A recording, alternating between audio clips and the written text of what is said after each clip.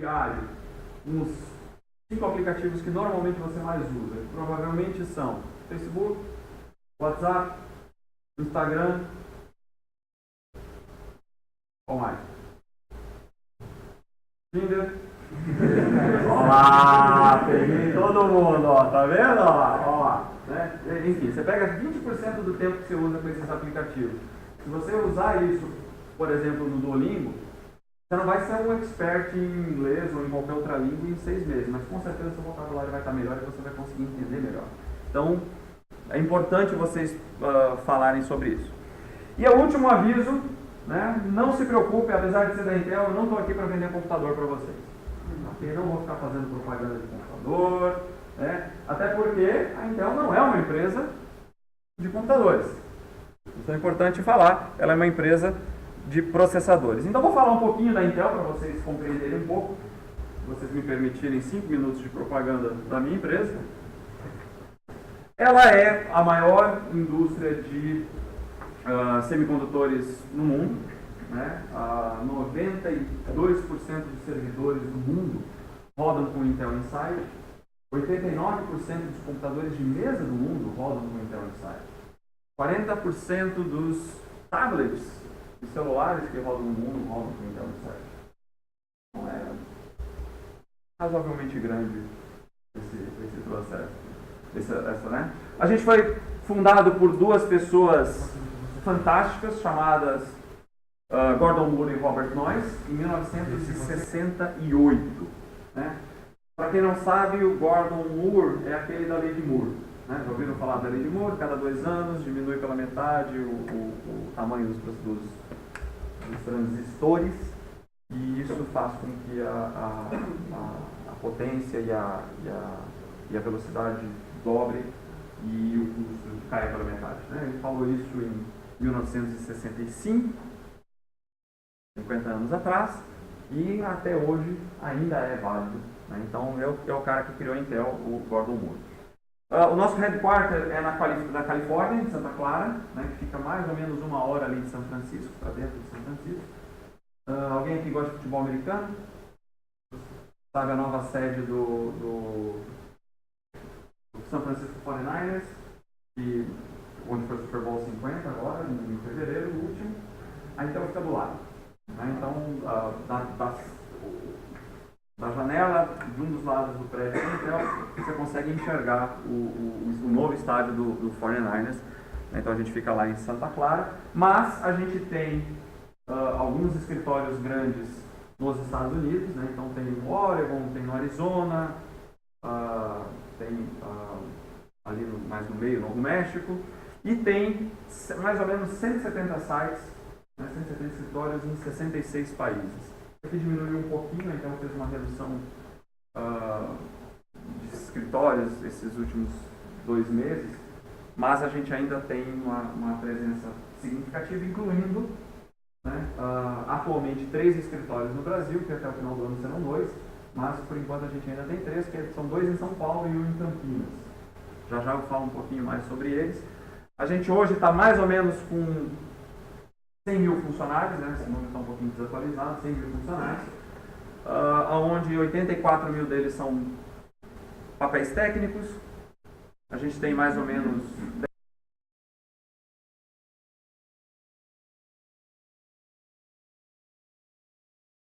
5.400 reais fazem pesquisa, né? Do mesmo jeito que o professor universitário faz. Né? Inclusive, as métricas deles, né, são mais ou menos espartanas como são as de publicações de professores universitários hoje em dia no Brasil, né? Porque eles são cobrados por inovação então é muito comum você chegar num grande congresso de alguma área de tecnologia e ver um cara da Intel apresentando um paper como se fosse um professor universitário, porque eles são medidos por isso. E a gente faz isso muito também em parceria com universidades. Né? Um monte de coisa blá blá blá dizendo quanto a gente é legal, mas eu vou me fixar na última, que é a parte que eu mais gosto, que é a Intel nos última década, isso? Isso. A Intel doou 4 milhões de horas de voluntariado como um payback para as comunidades onde ela atua. né? Isso é um programa, é uma prática dentro da Intel, onde os funcionários, é oferecido aos funcionários a possibilidade de fazer voluntariado, né?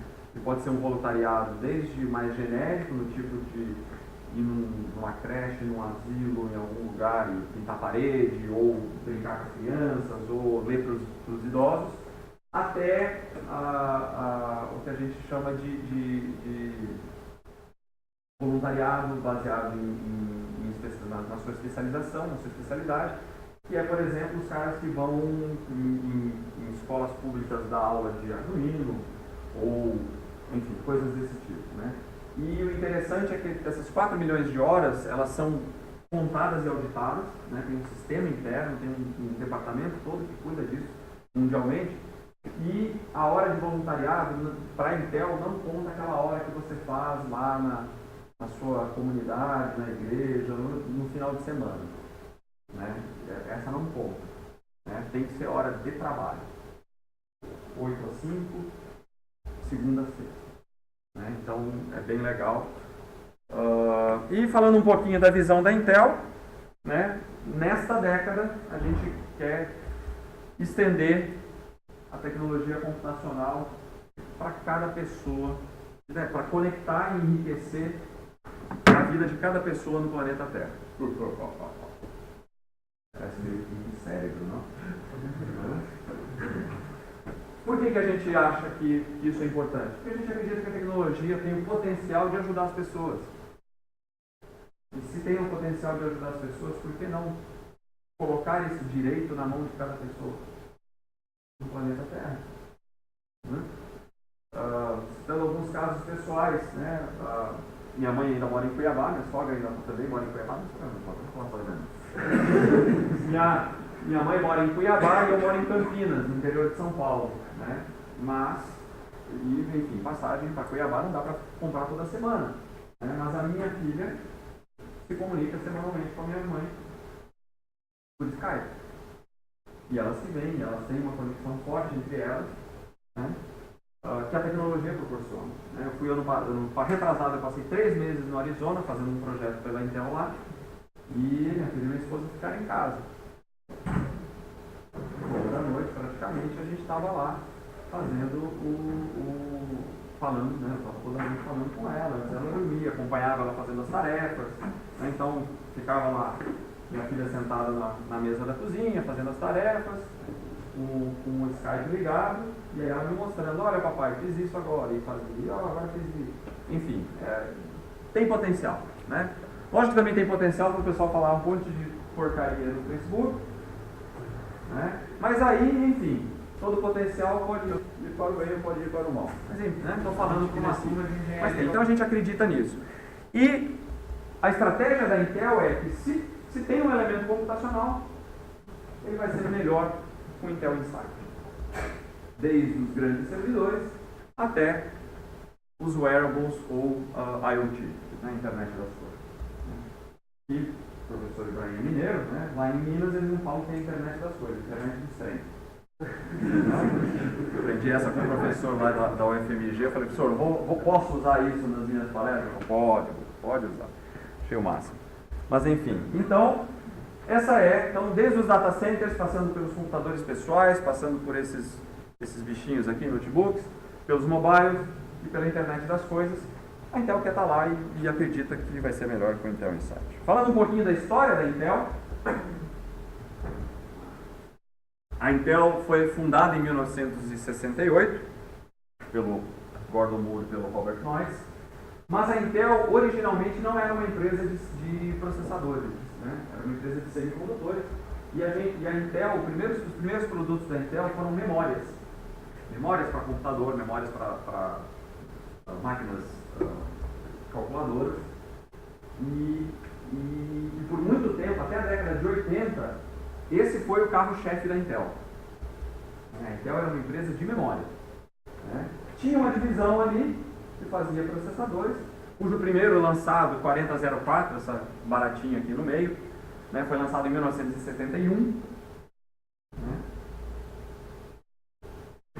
Mas por um longo tempo o nosso processo foi... Tem algum japonês aqui?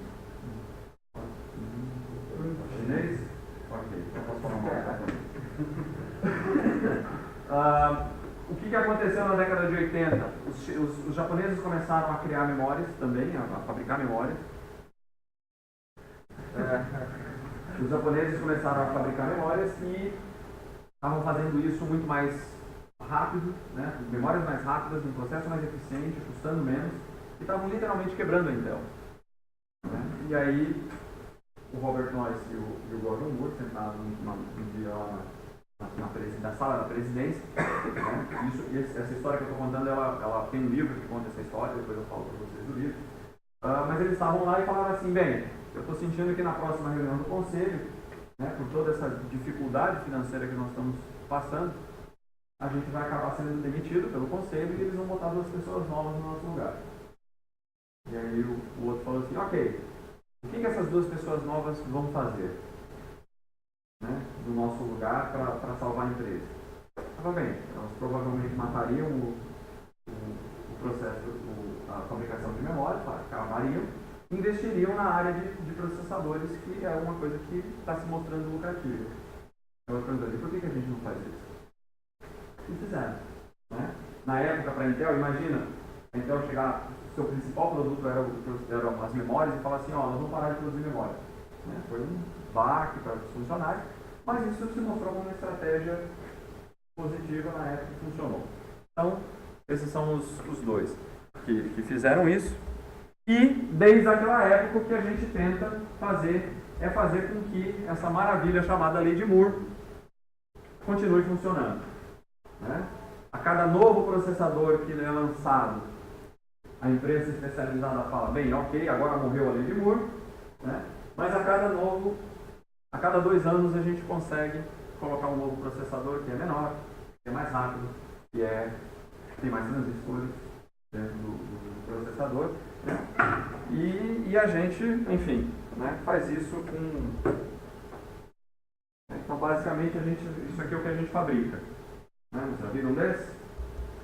Isso aqui é um wafer. Né? Esses aqui, cada quadradinho desses é um processador. Ou seja, cada quadrado desse alimenta um computador. Né? Vocês provavelmente nunca viram nesse formato, porque a gente não... Né?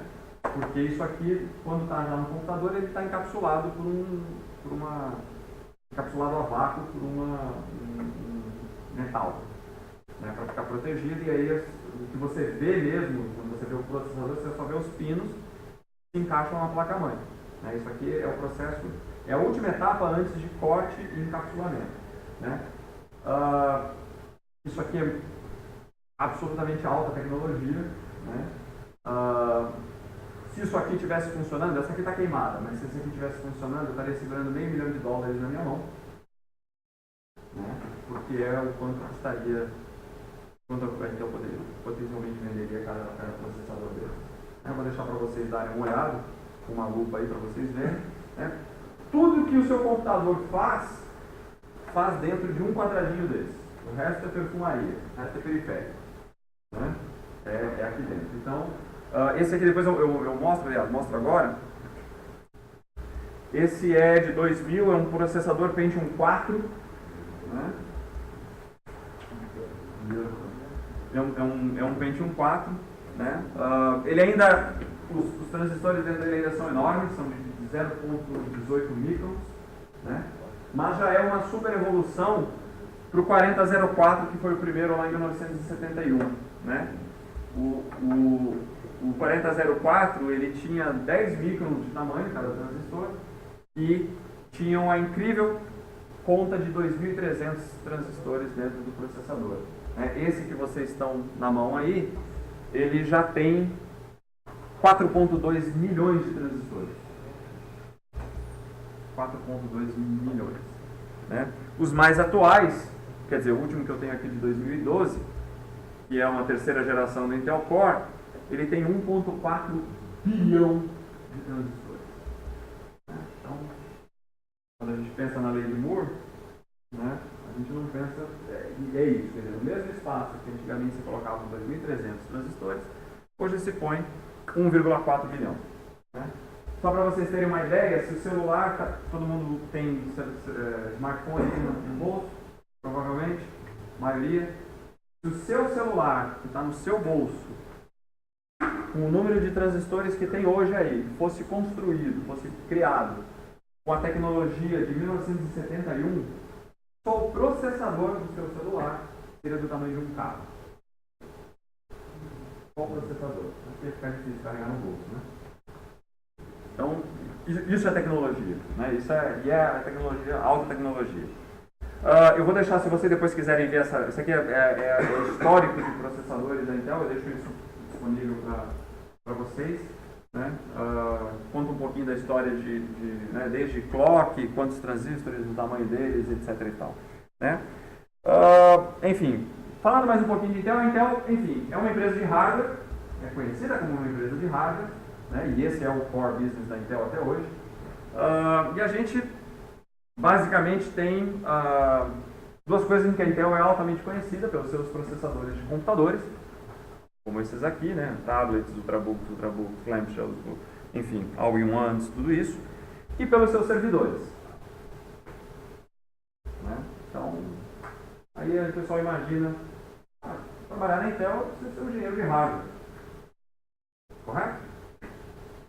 Não necessariamente. Né? A Intel é a quinta maior empresa de software do mundo. O engenheiro de software pode trabalhar.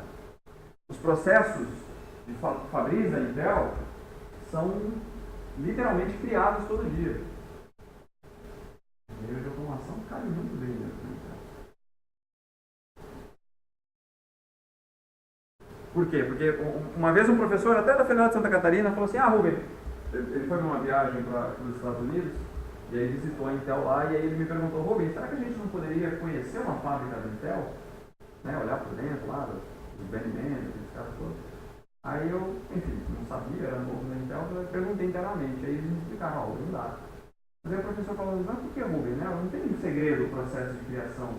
Né? O segredo é lá dentro do como que monta, mas não tem muito segredo a fábrica. Pois é, mas uma fábrica da Intel tem inovações na área fabril que outras empresas não têm. São criadas por engenheiros dentro da Intel. Né? Então, sim, esse processo também faz parte do segredo industrial, vamos dizer assim, que a empresa mantém. Né? E isso é como que os wafers caminham pela fábrica, como que faz a troca de wafer quando vai fazer a litografia e tudo mais. Então é um processo bem interessante. Mas a Intel não vive só disso. Ela não tem só processadores e servidores. A gente tem um grupo dentro da Intel, por exemplo, que foca só em internet das coisas.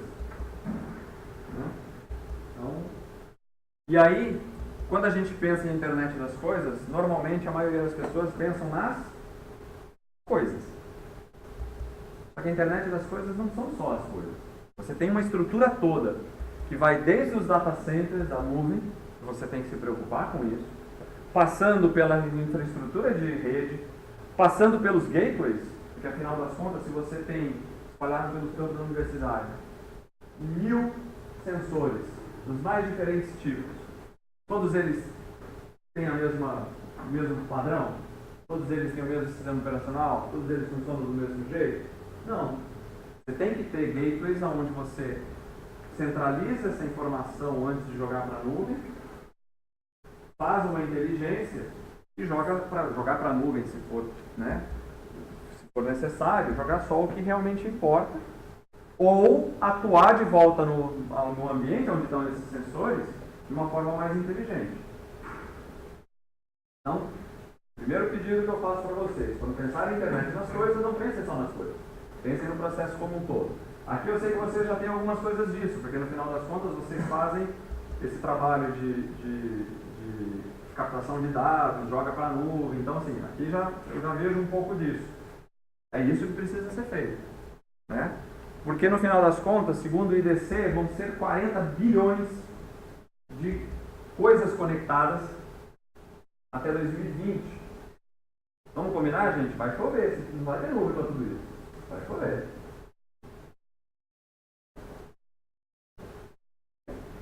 No mínimo, né? Enfim. Então, você não pode pensar, você não vai ter estrutura de internet, você não vai ter estrutura de rede, de servidores suficientes para tudo isso. Você tem que pensar de uma forma inteligente de como que você vai moldar os seus processos aqui para que eles sejam mais eficientes, para que você eventualmente jogue para a nuvem os dados que efetivamente importam. Né? Então, enfim, tem esse grupo aqui, lá dentro da Intel. Tem um grupo chamado New Devices Group, né, que pensa tudo que não é computador, né? Desde smart devices, como relógios, os ouvidores de música aí que medem frequência cardíaca, a parte de carregamento de bateria de celular ou de notebook sem necessariamente fios, onde você só põe um negócio em cima de uma mesa e ele já começa a carregar, até as plataformas para criadores. E aí eu vou me deter um pouco, porque aí começa efetivamente a minha palestra sobre a internet das coisas que eu posso criar. Não, eu me atrapalho com ele, muito botão. 2, né? Enfim. Esse departamento de New Devices Groups cria algumas coisinhas interessantes. Por quê? Porque o que a gente tem percebido como tendência ultimamente é que cada vez mais as pessoas precisam de soluções mais personalizadas. E aí, quando eu falo personalizadas, não necessariamente a pessoa, mas para a sua região, para a sua necessidade. Né? Cada vez menos os pacotinhos encaixotados que vêm da indústria servem menos. Né? E aí a gente começa a pensar em criar essas próprias coisas. Né? Criar os nossos próprios controles. Né? E para isso a Intel criou algumas plataformas. A primeira delas é a Galileu. Alguns de vocês já conheceram a Galileu, né? Que é essa fichinha aqui. Era um tipo Arduino. Por que eu falo que é um tipo Arduino? Porque é um hardware aberto, como o Arduino tem que ser. Ela tem todas as pinagens iguais, né? Padrão Arduino Uno, ou seja, todos os shields que você coloca no Arduino Uno funcionam aqui, mas ela tem algumas diferenças. Né? A primeira delas, ela é x86. O que significa isso? Significa que se você tiver alguma coisa que roda no computador e você precisa passar para cá, funciona. Significa que se você tiver um SD card de até 32 GB, você coloca aqui e instala o seu próprio sistema operacional dentro. E um microservidor. E aí volta a questão da internet das coisas que eu posso criar. Vi agora ontem à noite, vi um projetinho muito legal e eu vi que vocês estão se debruçando sobre ele, que é criar uma porta eletrônica, né? Quer dizer, como é que é? Uma fechadura eletrônica para algumas portas aqui do departamento. Olha só, se você pega um negocinho desse, embarca um Linux, o que você pode fazer? Você coloca isso aqui na beira da porta e aí um aplicativo web do seu celular, você chega perto da porta, estou dando uma ideia, tá? Chega perto da porta e fala assim, estou aqui, quero abrir a porta. O que o aplicativozinho faz? Vai lá no servidorzinho web que está ali do lado, verifica a sua identidade para ver se você é uma pessoa que está autorizada a entrar naquela porta. Pede a sua localização via GPS do seu celular para ver se você está na frente da porta mesmo. Pode ser que sua filha, seu filho, por engano, seu irmão mais novo, apertou o aplicativo lá na sua casa. Estou aqui, é uma pessoa autorizada, estou aqui na frente da porta, abre. Pronto. Olha que coisinha legal. Foi uma ideia. Né? Isso você pode criar. Né? E o que é interessante dessas plaquinhas? Vou passar aqui para vocês olharem. O que é interessante dessas? Pode pegar, essa aí está queimada, se preocupa não. Não, porque o pessoal aí começa, meu Deus, né, minha mão está suada, não é que dá curto. Não, pode se preocupar não. O que é interessante nessas novas plataformas, né, como uma Intel Galileu, como uma Arduino, como uma Raspberry Pi, é que você consegue prototipar as suas ideias de uma forma muito mais rápida. Né? Muito mais rápida, muito mais barata, muito mais interessante. E você pode errar mais. importante errar. Às vezes é mais importante errar do que acertar. Mas é importante. E aí você vai. E você faz. Né? Então, enfim. Ela já vem, né, ontem nós estávamos numa discussão filosófica lá na Vila Germânica sobre, e aí, né, por que colocou uma RJ45, por que não tinha colocado um Wi-Fi, enfim, tem umas... Mas tá aí, ela tá aí, talvez ela não seja perfeita, acredito que não é, mas ela te dá muitas possibilidades, né, de você fazer. E de você não só sonhar, né, e aí volta a frase do professor, o sonho que você sonha sozinho é um sonho, o sonho que você sonha em conjunto é um sonho em conjunto. Se não tiver a ação. Né? Mas quando vira ação, em conjunto é muito mais fácil fazer. Então, você sonha alguma solução, você sonha alguma coisa, né? Um controle automatizado da sua casa, enfim, qualquer coisa aí que você imagine, você tem ferramentas hoje razoavelmente baratas, você consegue implementar isso e testar. Né? Isso te dá um ganho de conhecimento muito mais interessante do que aquelas velhas, né? Eu comecei computação em 93, né? Na minha época era um pouquinho mais teórica a coisa. A gente não tinha essas possibilidades. Né? Um pouquinho mais teórica. Né? Então, bota a mão na massa. Né? Seus professores, isso é interessante, eles têm essa visão. Às vezes é difícil, tem alguns professores que não têm. Né? Eles têm a visão de que é importante sim vocês mexerem, trabalharem, testarem. Né? Aproveitem isso e efetivamente façam. Né? Eventualmente, né? Nunca vou dizer que esta é a melhor plataforma, mas é uma plataforma, né? Que vocês podem escolher para trabalhar com isso. E aí ela tem, enfim, tem o RJ45, que é interessante que você pode alimentar a própria placa pelo RJ45 em vez de alimentar né? Ele tem um System on a Chip, que é um Quark, é um processadorzinho para a internet das coisas da Intel. Né? Enfim, tem RAM, tem DRAM, tem tudo. Aqui tem o esquemático dela, tem portas USB, você pode usar várias coisas, não precisa usar tudo isso, mas alguma coisa você vai estar lá. E essa placa aqui é a placa da competição de sistemas embarcados da Intel. Né? Vocês foram 2 anos atrás? Não. Ano passado. Esse ano, quem que é o grupo que está esse ano? Está aqui não, né? Não, beleza, sem problema. Enfim, a gente tem a possibilidade, vocês têm a possibilidade não só de pensar em algumas coisas, mas de colocar à prova. Né? Talvez não ganharam ano passado, né? Mas foi bom. Valeu como experiência, ou não? Valeu? Mas queria ter ganho. Sempre, né? A gana de buscar a gente tem que ter. Se ganhar ou não, são outros 500. Mas a gana de ganhar, de acertar, de fazer melhor, a gente tem que ter sempre. Se vocês me permitirem, eu vou passar um pequeno vídeo sobre a competição do ano passado. Né?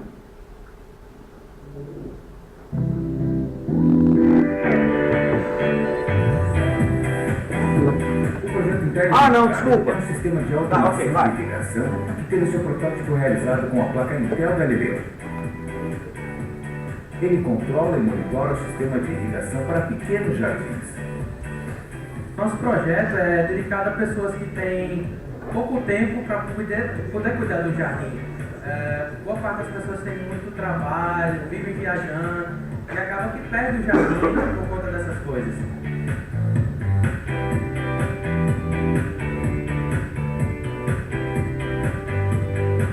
Então o que é que ela pode fazer? Ela pode simplesmente usar seu celular, seu tablet, só para poder enviar informações de eu quero que você regue agora a planta ou somente receber dados da planta. Tipo, a variação de temperatura que está acontecendo no ambiente, se está de dia, está muito ensolarado ou se está com baixa incidência de luz.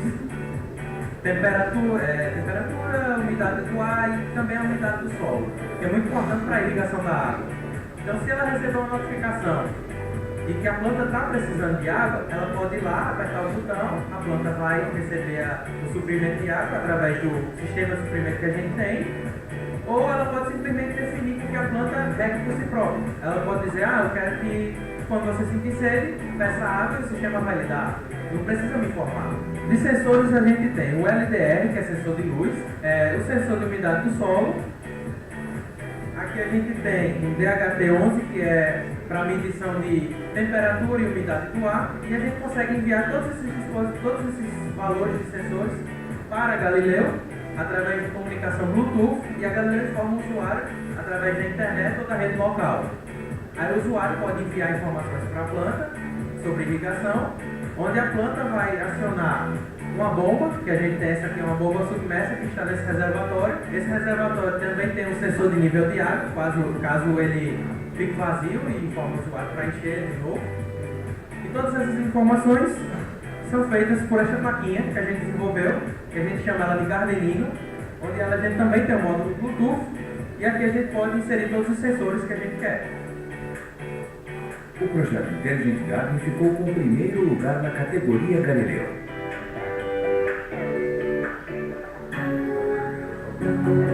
Eu achei que era na competição, mas era de um dos projetos do ano passado. Aí agora eu percebi que eu preciso trocar de camiseta. Esse foi eu achei que era o vídeo da competição, mas um dos projetos, justamente para mostrar para vocês o que vocês podem fazer. Né? Então, o que os meninos da UFRN fizeram? Cada conjunto de plantas dentro de uma casa conectando os sensores num Gardenino, que é a plaquinha que eles mesmos criaram, que era simplesmente um acumulador de informações para mandar para Galileu. E aí esses diferentes conjuntos de plantas que estavam lá enviavam as informações para Galileu. E aí um microserver ali dentro, um servidorzinho web dentro dele, fazia todo esse processo de informar o usuário sobre a condição das plantas dele. Né? Simples, funciona e foi feito por 3 alunos. Né? A propósito, esses 3 alunos, semana que vem, estão indo para a China, parte da premiação, para representar o Brasil na competição de sistemas embarcados mundial que é lá na China. Né? Com esse projeto. E aí, o objetivo de mostrar esse tipo de projeto é porque assim, você com certeza fala assim, pô, mas o meu projeto é exatamente isso, ou é muito parecido com isso, ou é melhor que isso. Exato. Yes, we can. Conhece essa frase de efeito do Barack Obama? Na época da sua primeira eleição? Yes, we can. Exato. Né? A gente tem muitos alunos que falam assim, pô, mas eu não sei se o meu projeto é bom para ir. Né? Porque quer ir para ganhar. E, de repente, tem muita tecnologia aqui, não se engane, porque assim, você pode fazer esse projeto usando o próprio sketch do Arduino. Talvez não.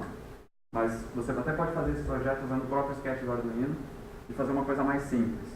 Só que o nível dele que eles fizeram, usando Python e Java, se eu não me engano, e montando um servidor Linux web numa placa Galileu, aí você vê quando 2 projetos são iguais, mas tecnicamente falando, um está muito mais avançado do que o outro.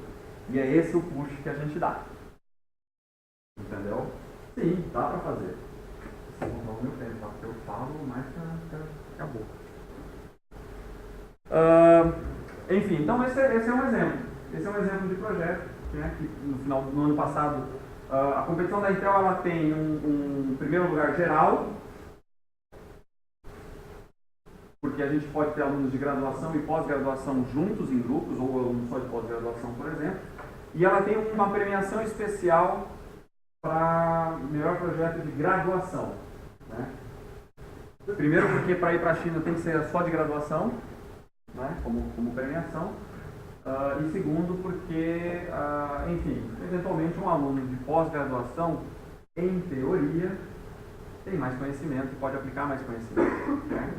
O ano passado, na competição de sistemas embarcados da Intel, foi muito interessante porque o time que ganhou a premiação geral era formado por alunas, não eram nem alunos, eram alunas, eram 3 meninas de graduação. Né? Deixaram para trás muito marmanjo de mestrado. Né? Foi bem legal, bem legal. Né? Enfim, isso aqui é o que vocês podem fazer. Esse é o tipo de coisa que vocês podem fazer. Eu não vou mostrar o outro vídeo aqui. Esses vídeos todos estão na web, no YouTube, vocês podem procurar. Eu vou deixar as referências dos vídeos para vocês aqui.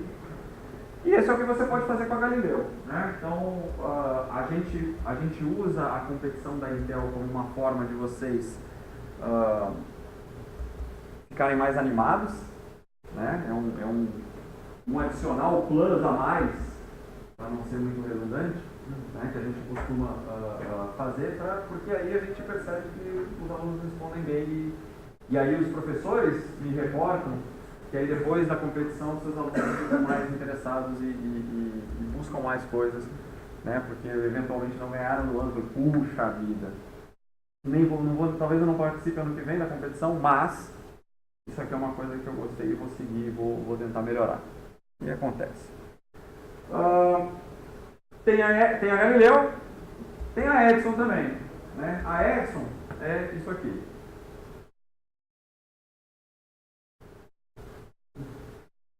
Um computador, potência de um Pentium 1, um pouquinho mais potente que a Galileu,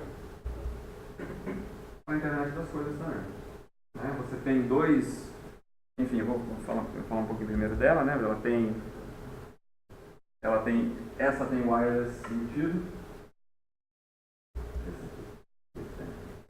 né? E aí você consegue fazer algumas coisinhas aqui, o bloco de diagrama dele. Ele tem um Intel Atom dentro, que é dual core, 500 MHz. Um pouquinho mais potente, se você precisar de alguma coisa um pouco mais, né? Vou deixar essas informações técnicas para vocês. E aí ela tem as placas de expansão, né? Essa placa de expansão que está aqui na minha mão, é só uma placa de expansão, né? Você conecta aqui e vira um tipo Arduino. Mas é um tipo Arduino, tipo Ferrari, né? Tipo Ferrari. E aí eu vejo muitos alunos, muitos professores falando, pô Rubem, mas isso aqui é muito potente, né? Meus alunos brincam com Arduino Uno. Bem, se você faz programas para Arduino Uno, minha sugestão para você, como engenheiro, é que um programa que necessita de um Arduino Uno tem que ser feito num Arduino Uno. Você não usa uma Ferrari para ir comprar pão na padaria da esquina para sua sogra. Você não faz isso. Você usa uma Ferrari para ir para a estrada. Ou para passar na frente do bar. Onde estão os meninos ou as meninas. Ok?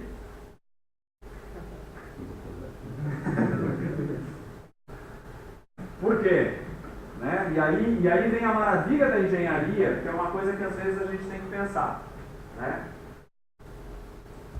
Para mim, um dos papéis principais do engenheiro é pegar os recursos, pegar a necessidade que tem, estudá-la e, frente aos recursos que tem na mão, usar o melhor disponível para aquilo lá. Essa é a mágica da engenharia. Quando essa mágica não acontece, né, como quem foi para uma competição em outros anos, pode acontecer de ver um drone, uma placa de 1,5 kg em cima, e o cara falando que aquilo voa.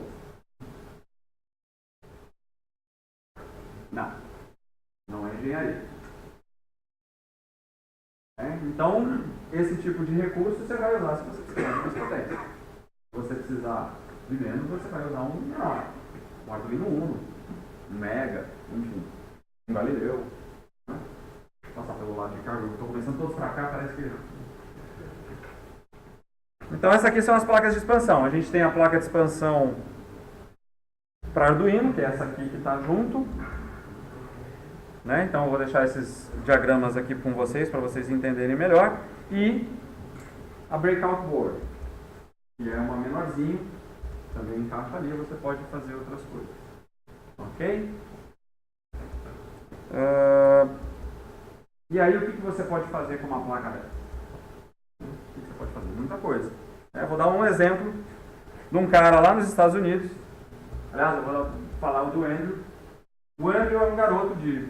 não sei se quando se fala quantos anos, deve ter uns 6, 7 anos, alguma coisa assim, que tem diabetes tipo 1.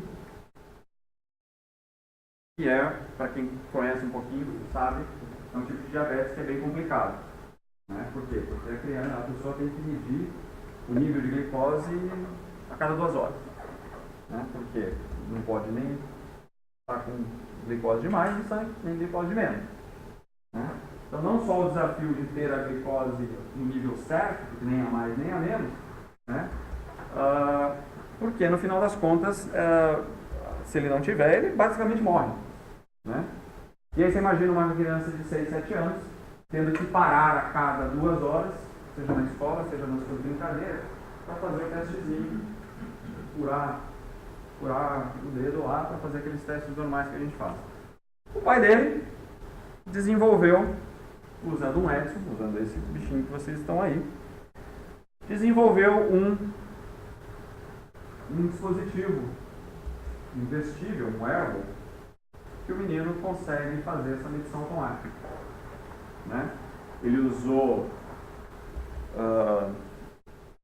uma biblioteca, um módulo Edison e usou uma biblioteca de código, né, de código aberto chamada OpenAPS.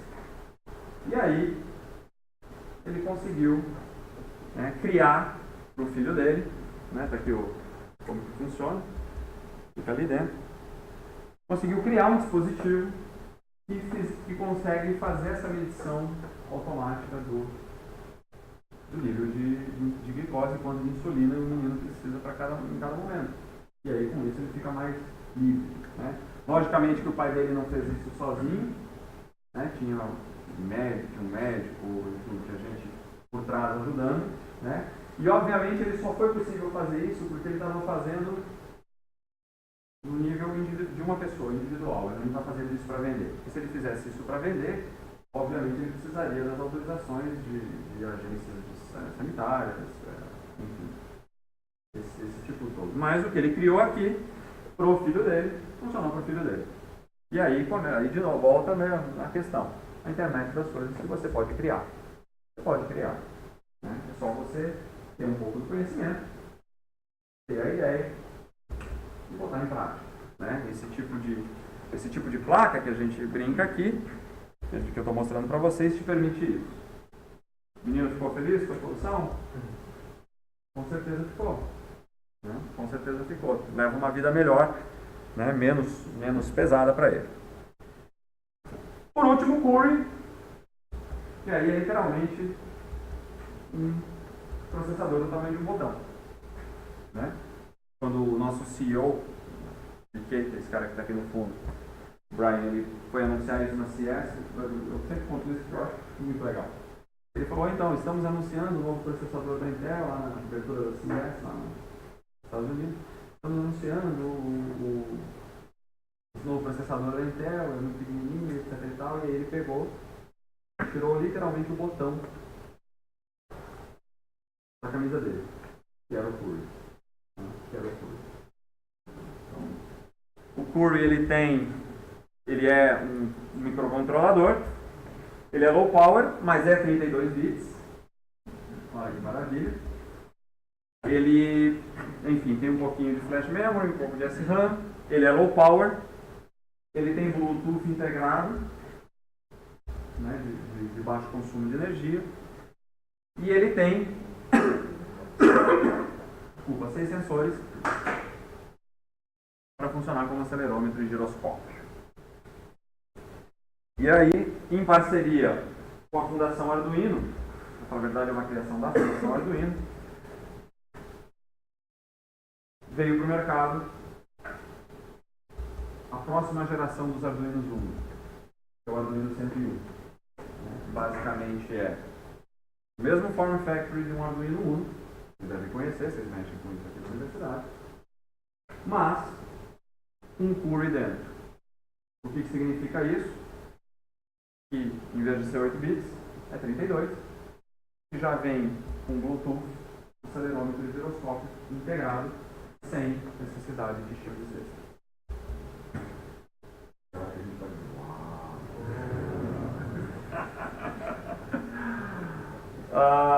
Enfim, então esse aqui é a próxima geração e notícia fresquinha desde a semana passada. A previsão ela foi lançada em novembro, começou a ser vendida nos Estados Unidos em fevereiro e a previsão de chegar no Brasil era agosto, né? Mas desde a semana passada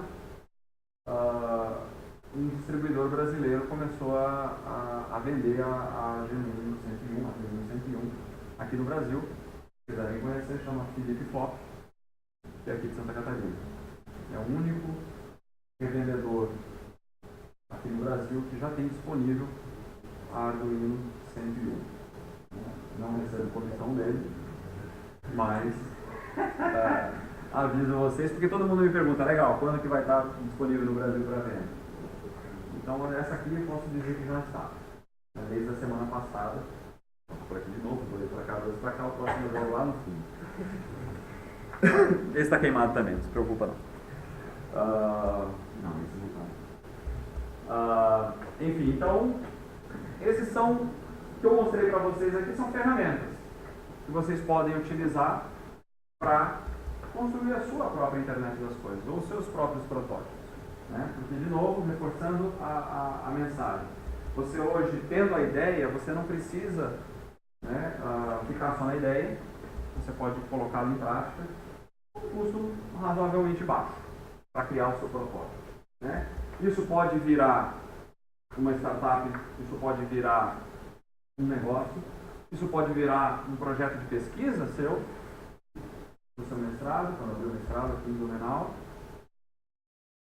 ou pode virar simplesmente uma forma de que, ok, aprendi melhor, de uma forma melhor, o que eu tinha que aprender na universidade, porque coloquei a mão na massa, e aí vou ser um profissional melhor no futuro. Qualquer uma das três está valendo. Né? Qualquer uma das três está valendo. O que não pode é, sabendo tudo isso, ficar de braços cruzados, né? Porque, agora não lembro quem falou aqui, a universidade sozinha, acho que o professor João falou isso, a universidade sozinha, os professores sozinhos não fazem verão. Né? A educação é duas vias. Então, o recurso está aí. Tem que aproveitar. Dói, né? Posso com certeza pegar o depoimento de quem já participou, por exemplo, de uma coisa que um pouco fora da caixa normal do dia a dia da universidade. Você passou a noite sem dormir. Tinha horas que você queria jogar aquela porcaria de Galileu pela janela. Né? Você teve úlceras por conta dos reports que você teve que fazer. Né? Alguns deles não por culpa sua, mas ficaram para a última hora. Né? Sempre acontece, né? Afinal, sempre tem um professor passando uma lista de exercícios que você tem que terminar antes de dar prioridade a ela. Né? Mas você saiu um potencial engenheiro melhor. Né? E é isso que conta no final do dia. Não é ganhar ou perder, não é. Só que isso demanda trabalho. Esse é o bottom line da história. Demanda trabalho. Né? Agora sim, um vídeo sobre a competição. Só para vocês entenderem. Esse ano a competição vai ser em João Pessoa. Tem uma equipe aqui de Blumenau que está participando. Tem 5 equipes da Federal de Santa Catarina participando. Né? São 60 equipes no total.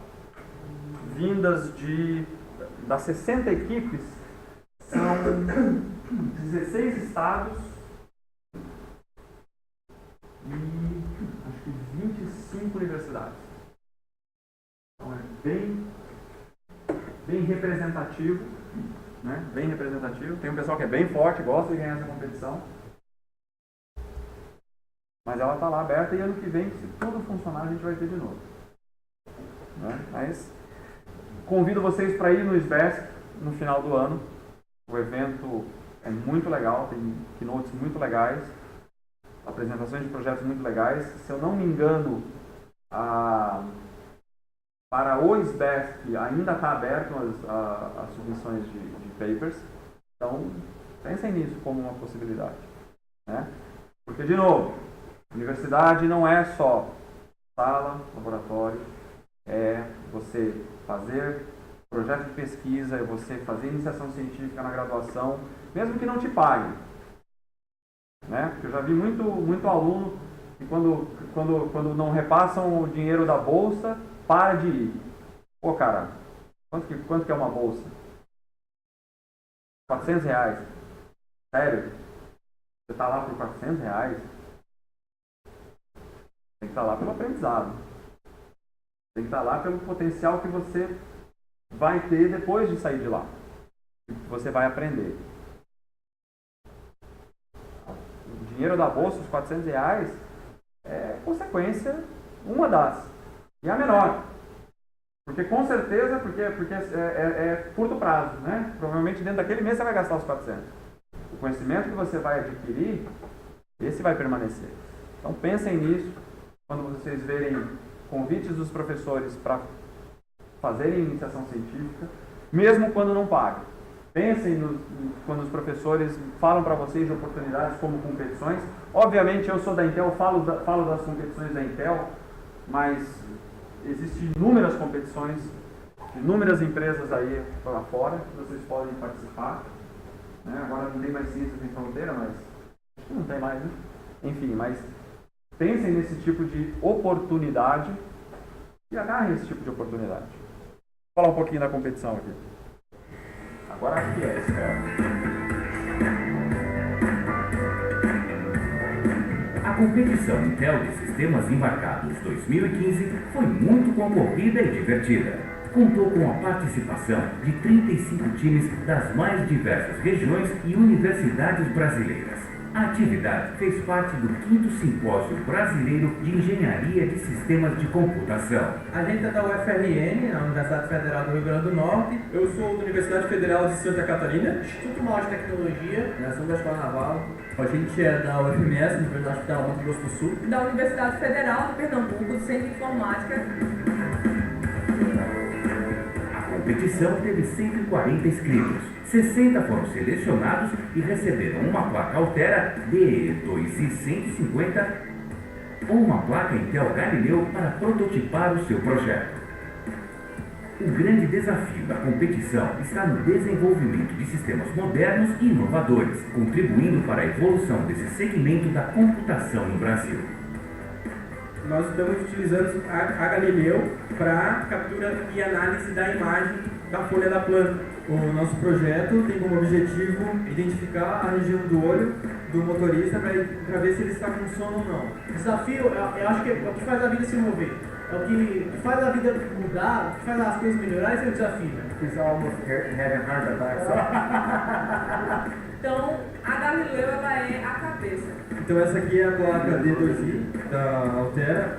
O ideal dele é que a gente use a placa que foi fornecida pela Intel, que é a D2i, que tem mais PGA e o Atom, para fazer o processo de criptografia como central. O projeto da gente ele é para auxiliar deficientes visuais a utilizar o transporte público, mais especificamente ônibus.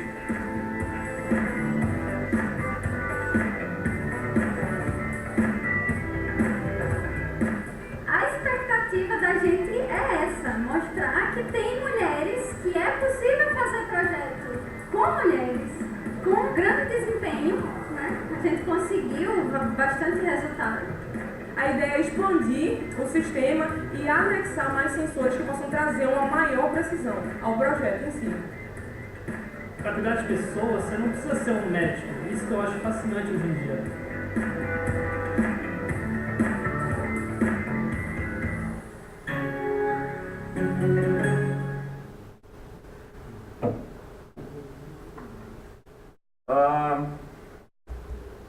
Teve um projeto da Federal de Santa Catarina que ganhou o 3º lugar, não foi?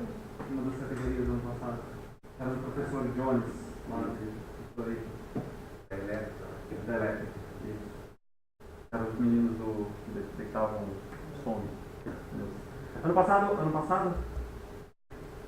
a competição teve 2 categorias, né? Então tinha a placa DE2150 e a Galileu, e aí você podia escolher uma das duas, né? Esse ano só a Galileu. Enfim, mas vai ser divertido pra caramba ainda.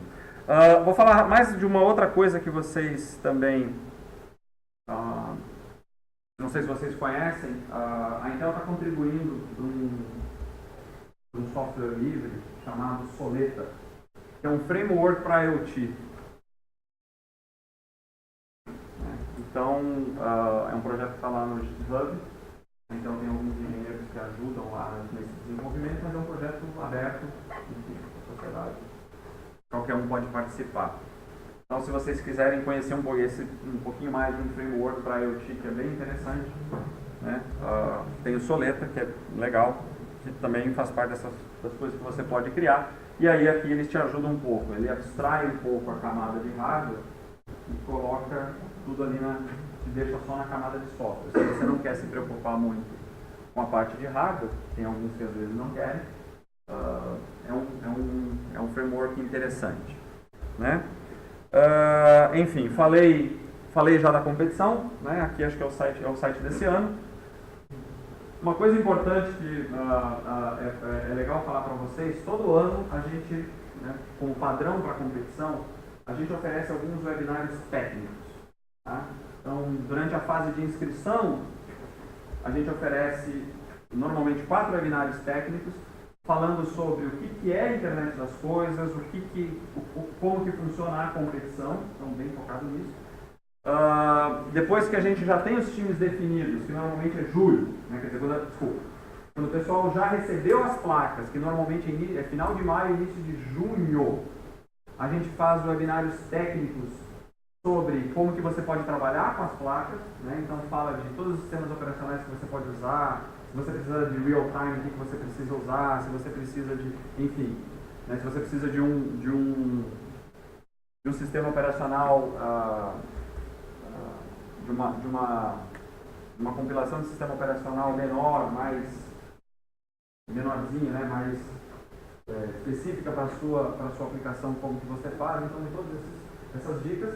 E aí mais no final, agora em agosto, isso, 23 e 24 de agosto, a gente vai ter mais 2 webinários técnicos onde a gente vai tirar dúvidas, etc e tal. Por que eu falo disso? Porque esses webinários técnicos têm algumas informações que são importantes e interessantes, não só para quem está na competição, mas quem não está na competição. Então, se vocês quiserem olharem, marcarem na agenda de vocês, tem os horários lá, é aberto para qualquer pessoa participar. Não precisa ser da competição, não tem usuário, senha, nem nada disso. É só chegar lá e utilizar. Né? Eu já falei da competição, mas normalmente os prazos são até início de abril, é o deadline para submissões, e aí para você submeter um projeto, você precisa de 3 folhas, né? Um projetinho de 3 folhas, 3, 4 folhas no máximo, onde você vai dizer qual é a sua ideia de projeto de sistemas embarcados, o que ele faz, qual é o benefício e qual é o cronograma que você se propõe a fazer durante o ano para chegar no final do ano com o protótipo pronto. Aí a gente tem os webinários em março, a gente entrega as placas até em maio.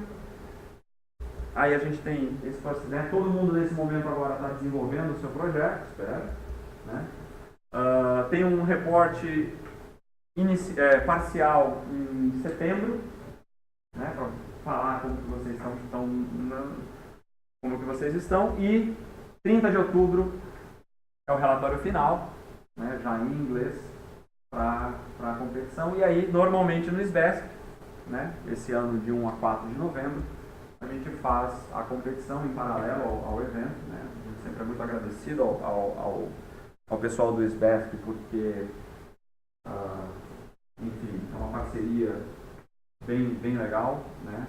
Eles nos dão espaço e a gente faz a competição lá. E aí quem participa da competição tem também a chance de assistir as sessões técnicas, de assistir os keynotes. A gente normalmente não tem nenhuma atividade durante os keynotes, né? Então você vai para a competição e você ganha, né, um seminário que é bem legal, né, numa área que é atual. E aí é legal vocês também participarem. Acho que eu tenho 15 minutos ainda, é isso? Né? Então, vou falar um pouquinho. Então, essa é a internet das coisas que vocês podem criar. Tem diversos modelos de placas, diversas ferramentas para que vocês possam prototipar os seus projetos, as suas ideias, né? E eu tenho certeza que vocês têm ideias, né? E essas ideias, o interessante delas é que você pode tanto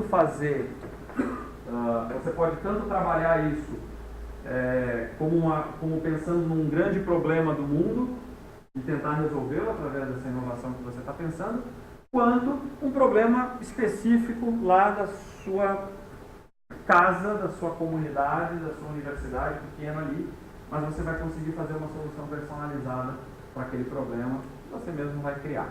Né? Então isso é possível e essa é a internet das coisas que a gente pode criar. Eu falei que eu eventualmente ia falar um pouquinho sobre carreira também, né? Então mudar um pouquinho o assunto, né? Porque normalmente o pessoal pensa, quando pensa na Intel, pensa, bem, para trabalhar na Intel eu preciso ser um engenheiro de hardware. Correto? Não. Errado. Eu sou um cientista da computação. Eu trabalho na Intel. Então, todas essas outras partes de software que eu mostrei para vocês são partes da Intel. Né? A Intel é aqui, de novo, já falei isso, mas vou repetir. A Intel é aqui também é a maior empresa de software do mundo. A Intel tem um monte de processo automatizado dentro das suas fábricas. Precisa de engenheiros de automação também. Né? E aí uma coisa interessante que eu sugiro para vocês, e de novo, não só com a Intel, né?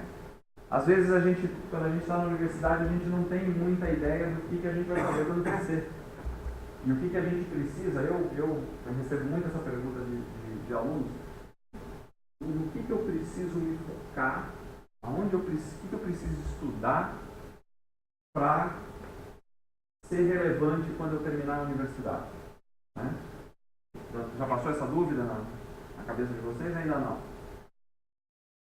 Calma, gente, fala um de cada vez. Se todo mundo falar ao mesmo tempo. Já passou essa dúvida na cabeça de vocês? Será que eu vou para, sei lá, área A ou área B? Será que eu vou estudar, não sei, qualquer coisa ali, né? A gente tem essas dúvidas, né? Uma ideia interessante, uma sugestão interessante que eu faço para você é: todas as grandes empresas de tecnologia e de outras áreas têm uma área de oportunidades abertas naquele momento na empresa. Na Intel é intel.com/jobs. Né? O que é interessante aqui? Primeiro que você pode se aplicar para uma vaga através do site. Aliás, é a única forma que você se aplica. Mesmo que alguém sugira você para a Intel, você tem que entrar nesse site e fazer o registro lá, colocar o seu currículo e colocar suas informações. Então essa é a primeira coisa. Então, você consegue enxergar aqui o que a Intel está pedindo para um engenheiro em Israel, ou na China, ou em São Paulo. Quais são as características, quais são as experiências que a empresa está pedindo. Não estou dizendo que isso vai drivar a sua vida acadêmica, mas é sempre bom estar sabendo disso, se você pretende ir para o mercado. Não é? Do mesmo jeito que a Intel tem isso, todas as grandes empresas têm. Né? E além disso, tem a questão de você se aplicar. Né? Você pode se aplicar. Posso mostrar mais um vídeo para vocês? O último, prometo. Prometo que é o último.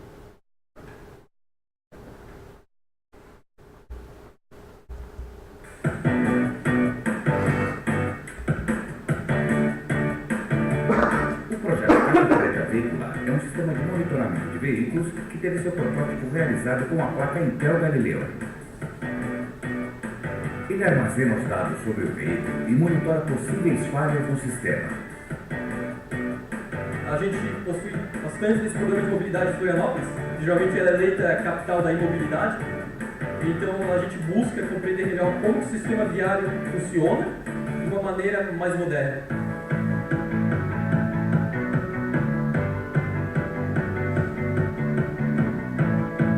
Os nossos componentes são uma Galileu, um SD card, uma IMO, que consegue obter dados das suas acelerações angulares e suas forças lineares. Conseguimos obter seu ângulo em referência ao campo magnético da Terra. Temos um módulo Bluetooth para enviar esses dados para um sistema supervisório, um tablet, um celular, ou algum equipamento. Temos um painel da frente do nosso protótipo, que serve para simular as entradas do motorista. Então, como se a gente soubesse o ângulo do volante do motorista, a troca de marcha, o tempo de resposta do motorista em relação a um acidente. O tempo de resposta é praticamente em tempo real, então como vocês podem ver, o sistema ele consegue analisar o que está acontecendo com o carro, os erros que acontecem dentro dele. A proposta do trabalho no futuro é conseguir ter um hardware que permita a conexão entre vários carros na estrada e que as informações desses carros, caso algum deles aconteça algum acidente, possa ser transmitido para a agência de trânsito e as agências competentes consigam enviar um policial ou uma ambulância para esse veículo acidentado.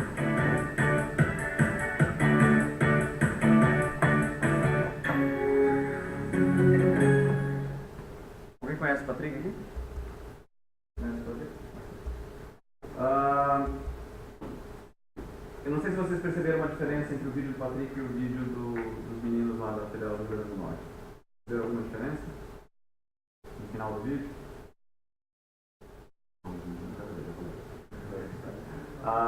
No final do vídeo do pessoal da UFRN anunciou que eles tiraram o primeiro lugar na categoria Galileu. Não foi o caso do Patrick. Né?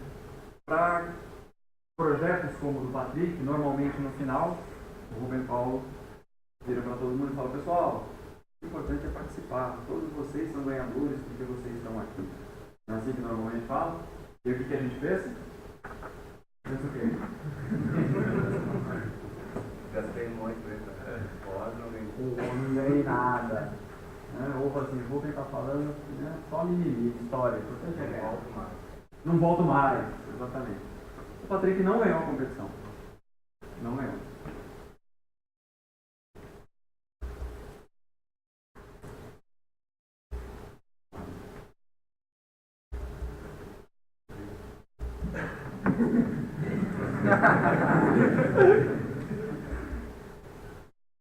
O Patrick não ganhou a competição. Né?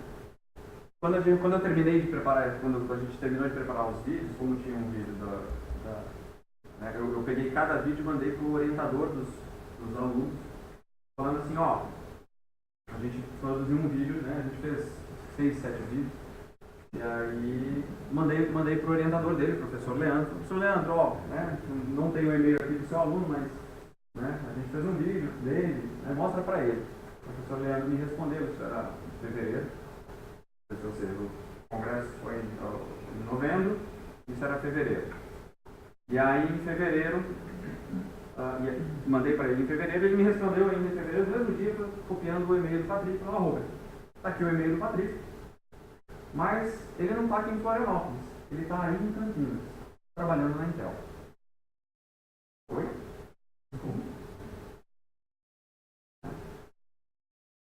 O Patrick não ganhou a competição. Né? Mas aí quando eu soube que o Patrick estava trabalhando na Intel, tive que ir lá na sede da Intel em Campinas almoçar com ele para entender. E aí, Patrick, como que você chegou aqui? Né? O que aconteceu? Né? Ele me contou: Rubem, na Federal de Santa Catarina a gente tem um semestre que é de estágio. E se eu faço todas as disciplinas da maneira correta, o meu mês de estágio, o meu semestre de estágio, eu só faço estágio. É assim que funciona?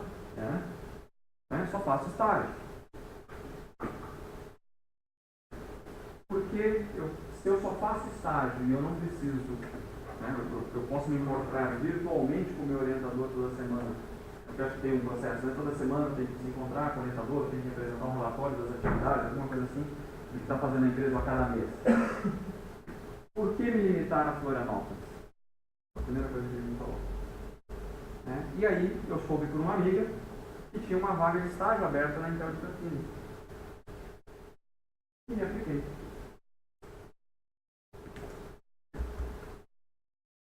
Ele não ganhou a competição.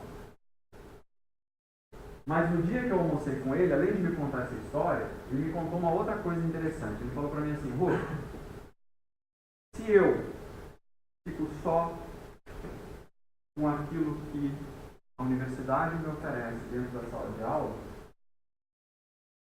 não é nem ruim nem bom, mas todos os outros caras que estão comigo vão receber aquilo também. Se eu faço alguma coisa a mais,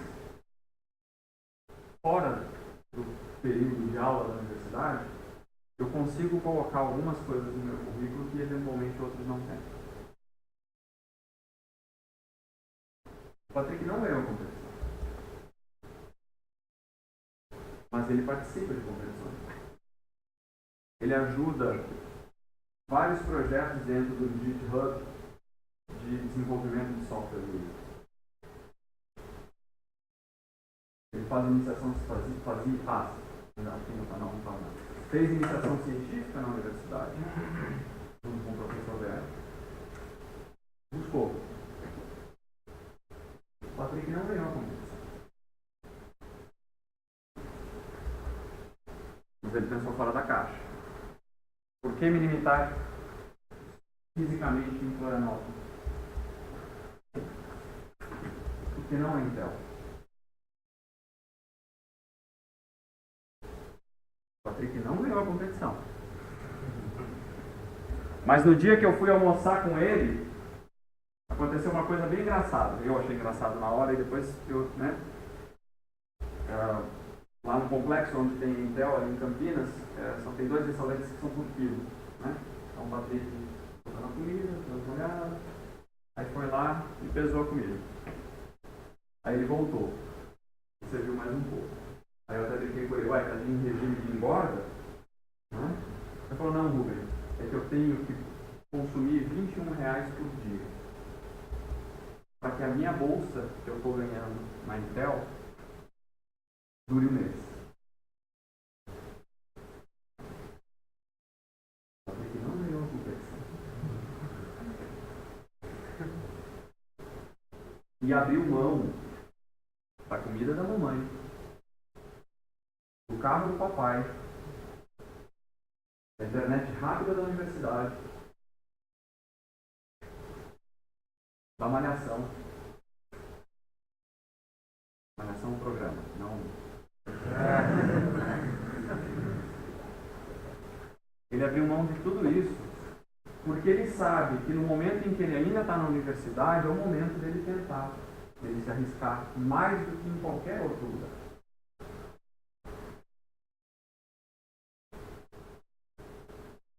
No final do ano, o escritório da Intel em Campinas infelizmente vai ser fechado.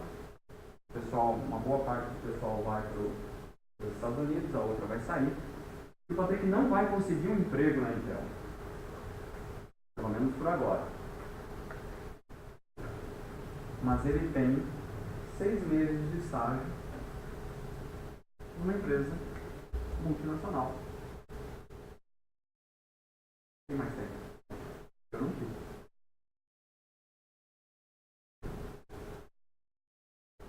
A propósito, o Patrick não ganhou a competição. Mas ele buscou. E é isso que no final do dia diferencia quem vai efetivamente se destacar e quem, ok, vai ser um bom profissional. E é ok também. E às vezes a recompensa não vem na hora. Aliás, na maioria das vezes a recompensa não vem na hora. Porque afinal de contas, o Patrick não ganhou a competição. Mas ele ganhou experiência, né? Ele ganhou experiência. E ele ganhou a certeza de que cada dia ele pode melhorar mais. Desde que ele se esforce. Desde que ele faça mais. E não só o que pedem para ele. Desde que ele faça mais. Desde que ele entenda que aquilo ali não é um tiro curto. Não é no curto prazo que ele vai ver o benefício de tudo aquilo que ele está fazendo. No médio e no longo. Bora lá? Para fechar. Se vocês quiserem conhecer um pouquinho mais das placas, se vocês quiserem conhecer um pouquinho mais da parte de IoT que a Intel tem um monte de recursos aqui, vídeos, links, tutoriais, e eu vou colocar em destaque os 2 livros aqui de baixo. Por quê? Porque eles são livros, são em inglês, esses links aqui, né? Vocês vão poder ver lá. O livro físico custa $40, mas a versão PDF dele é gratuita. Então você pode baixar e você pode ter 2 livros sobre introdução a Galileu e Galileu 2 para APIs, Arduino, projetos de Arduino para programadores de Linux. Aliás, são 3 livros, desculpa. E aí, esses livros são livros, enfim, interessantes, tem uma parte bem legal de técnicas lá que vocês podem trabalhar. Ok? Se alguém tem dúvida, é só levantar a mão.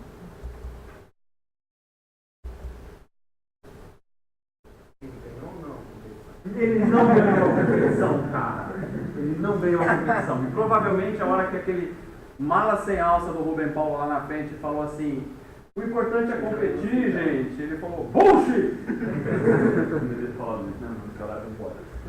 Provavelmente ele pensou isso na hora. Por quê? Porque ele queria ganhar. Ele não...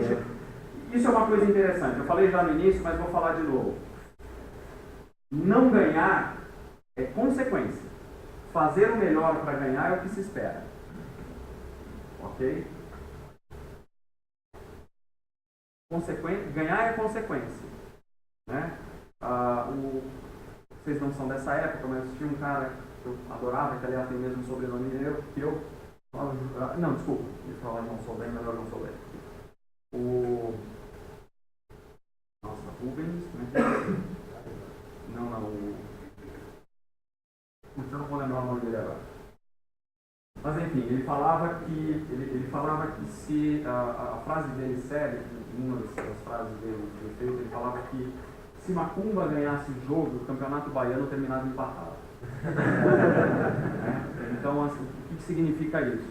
Você pode dar o seu melhor, você pode, enfim, só que no final só um ganha, 2 ganham, né? Mas o resto, os outros que não ganharam, não são o resto. Eles também adquiriram a experiência e, de novo, provavelmente quem passou pela frustração de não ganhar e conseguiu administrar isso internamente, transformar na força para na próxima vez se empenhar mais e continuar seguindo, talvez conseguiu ganhar mais do que o cara que ganhou. E é só uma teoria, bonitinha. Talvez, mas eu acredito nela.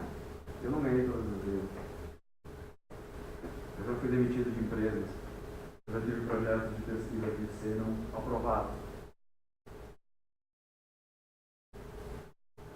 Eu trabalho na Intel, não sou da Intel, saúde. Eu vou dar um Mato Grosso. O pessoal conhece Mato Grosso só daquela música do Screen, né? Quando eu não fazer calor, aí fui andando. Como eu senti calor, aí pra baixo. Você não precisa estar num grande centro para ser uma pessoa competente. O cara que criou esses livros, esses 3 livros, que escreveu esses 3 livros, desculpa, curiosidade sobre ele. Ele é brasileiro.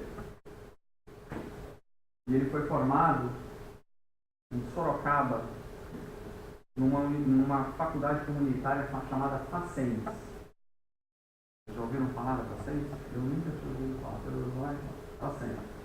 Nunca tinha ouvido falar até o dia que fui lá conhecer. Porque ele, dentro da Intel, falou: Rubem, vai lá uma palestra pessoal da minha antiga universidade. E eu fui lá conhecer. Tinha um honesto ali do lado. Em Sorocaba. Um campus honesto em Sorocaba. Ele fez FACENS. Ele trabalhava na Intel dos Estados Unidos. Agora ele já saiu da Intel. Eu não preciso estar num grande centro para fazer grandes coisas. Eu não preciso ter todos os recursos na minha mão para fazer grandes coisas. Preciso ter vontade.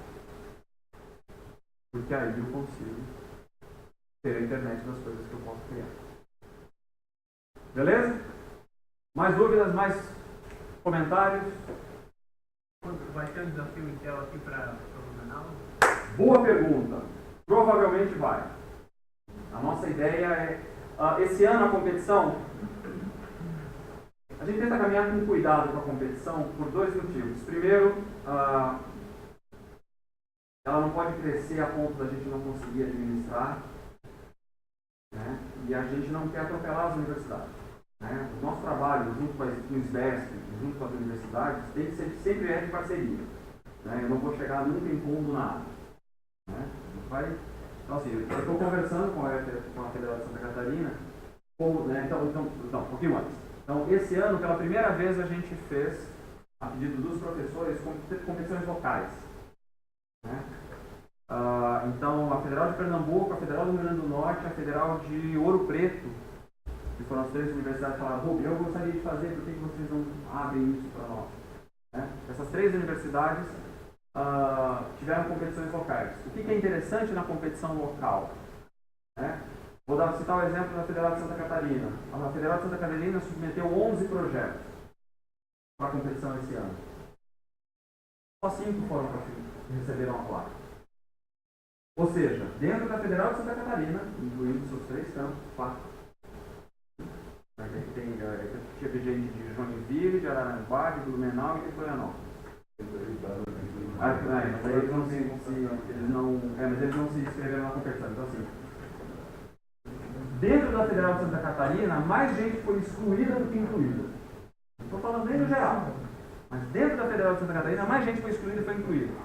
E eu entendo como muito frustrante se eu penso no projeto, coloco no papel, submeto, enfim, é a vida, mas é frustrante. E eu não consigo nem implementar. Então, o que a gente fez com essas 3 universidades foi testar esse ano, e a gente ainda está testando, para entender o modelo, né? Ouvindo muitos que os professores estão trazendo para a gente, de ter a competição local. Então, na UFOP, tiveram 8 projetos inscritos, os 8 receberam placa para fazer o projeto, e aí, em final de agosto, eles vão eleger os 2 projetos que vão para a final. Federal do Rio Grande do Norte teve 28 projetos internamente inscritos, e aí o nosso limite era 20, né? Então, pelo menos, em vez de, né, os 20 estão desenvolvendo o projeto, e também no final de agosto. E da Federal de Pernambuco foram 23 projetos inscritos, 20 estão desenvolvendo o projeto. Então, a ideia é também dar, se ano que vem for possível, né, dar essa oportunidade para mais universidades. E, obviamente, as primeiras com as quais eu vou conversar, se querem ou não fazer, são aquelas que tiveram bastante projetos inscritos. Federal do Amazonas, Federal de Santa Catarina, Federal do Vale do São Francisco. Teve mais uma ou 2 que agora eu não lembro. Mas essas com certeza a gente vai conversar. Porque, enfim, né, vários projetos não foram aprovados. A única coisa que aqui para a Federal de Santa Catarina é que eu não consigo fazer uma competição por campos. Tem que ser uma competição da UFSC. Então, enfim, os professores dos diferentes campos têm que se articular. Né? E aí o modelo de cada universidade varia, porque cada universidade está fazendo o seu modelo de acordo com as suas possibilidades e sonhos. Né? O Rio Grande do Norte inicialmente queria fazer uma competição não só dentro da universidade, mas para as outras universidades locais. Né? Aí a gente conversou com eles: vocês podem fazer, só que o trabalho vai ser seu. Né? A gente está providenciando as placas, mas a gente não está dando nenhuma verba, nada para a universidade. A gente acredita que tem muita gente que enxerga o valor que tem nisso, dos alunos fazerem esse desenvolvimento localmente. Então, é nessa linha que a gente segue. Então, assim, eu espero que primeiro que ano que vem a gente tenha a competição, porque a cada ano eu preciso internamente renovar a competição. Né? E tendo a competição, eu espero sinceramente que a Federal de Santa Catarina seja uma das universidades que tenha vontade de fazer a competição local. Mas aí não vai ser a Intel que vai vir fazer, né? Os professores em conjunto com os alunos que vão trabalhar com isso. Respondi? Beleza. Quantos foram lá na GM na local? 28 inscritos, 20 receberam a placa e eles fizeram uma etapa intermediária agora em julho, e dos 20, 17 responderam. Então eles ainda têm 17 equipes na competição. Eles vão tirar 4 equipes que vão direto para a competição e vão tirar uma equipe que vai fazer um tipo repescagem, porque a gente vai ter uma equipe da UFRN, uma da UFPE e uma da UFOP, as 3 concorrendo a uma vaga. E a gente fez isso porque no final, na competição nacional, tinha 50 vagas para a competição nacional e aí as outras vagas, 10 vagas para a competição, para as locais, baseado no número de inscrições deles. E aí, no último lugar, ficaram 6 projetos empatados. E aí a gente não tinha como escolher um. Aí, enfim, nesse conselho de professores junto com a gente achou que a ideia aqui foi ok, fica 49 projetos da nacional, e aí a gente deixa um de repescagem para os locais para também fazer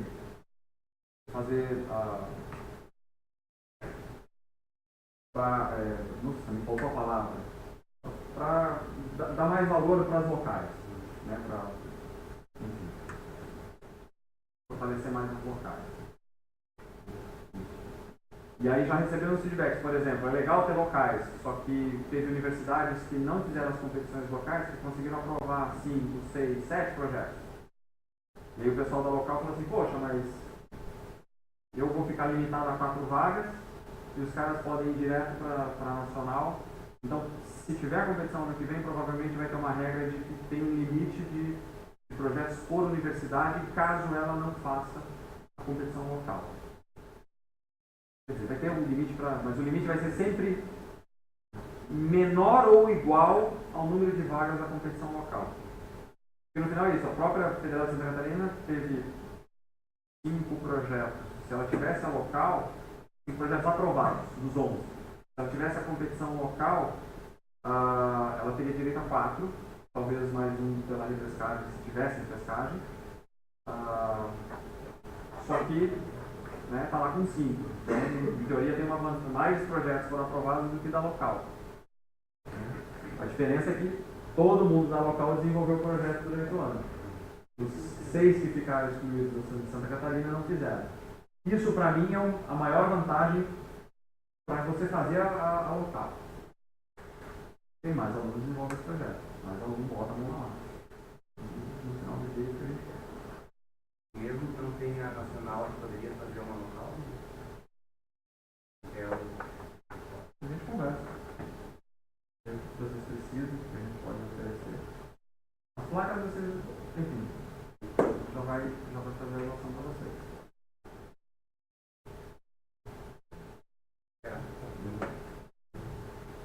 Desculpa se passei muito. Obrigado. Qualquer dúvida, os professores sabem como me achar. E espero que me convidem outras vezes para vir. Obrigado, gente.